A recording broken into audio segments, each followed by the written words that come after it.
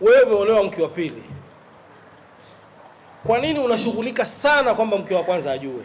Kwa nini unashughulika na hilo? Wewe hilo linakuhusu nini? Wewe ushaolewa, ni mke, una haki zote kama mke. Hii paka yule kule ajue, wewe inakuhusu kitu gani? Kwani akijua yeye ndio utakuwa mke?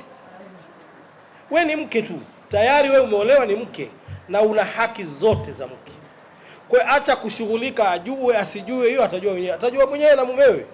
Mwache na mume, kama anamdanganya na msikiti na wapi, watajua wenyewe. Wewe muhimu haki zako kama mlivyokubaliana zinapatikana, basi zinapatikana. Ila tu tutoe nasaha kwa hawa wanaume wa namna hii. Ndoa ni jambo la majukumu na haki. Ndani yake kuna majukumu na haki.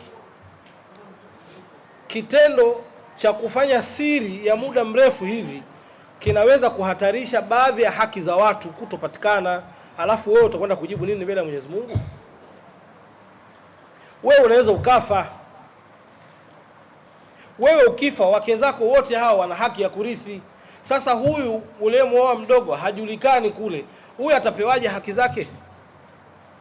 Mwenyezi Mungu akikuruzuku watoto huku na una watoto kule, hawa watu ni ndugu, halafu hawajuani, itakuwaje?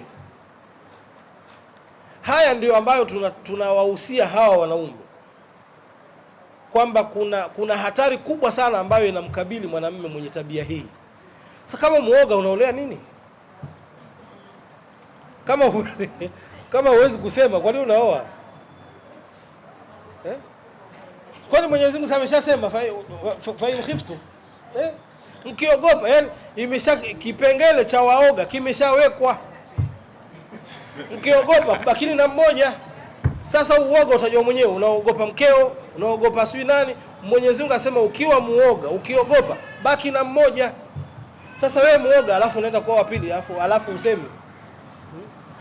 Lakini na haya mashinikizo kutoka kwenu, lazima mimi anijue, akujue ili akufanyeje? Labda kama unatoa hizo hoja hizo. Mimi nakumbuka ziko familia, najua kuna watu wamekosa mirathi ya wazazi wao kwa sababu walikuwa hawajulikani.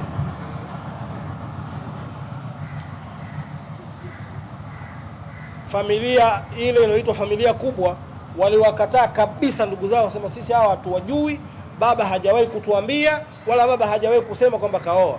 Watu wakakosa mirathi yao. Wewe unaendaje kwa Mola wako? Kuna watu huku umesababisha wamekosa haki zao. Kwa ni mambo ya kuambiana.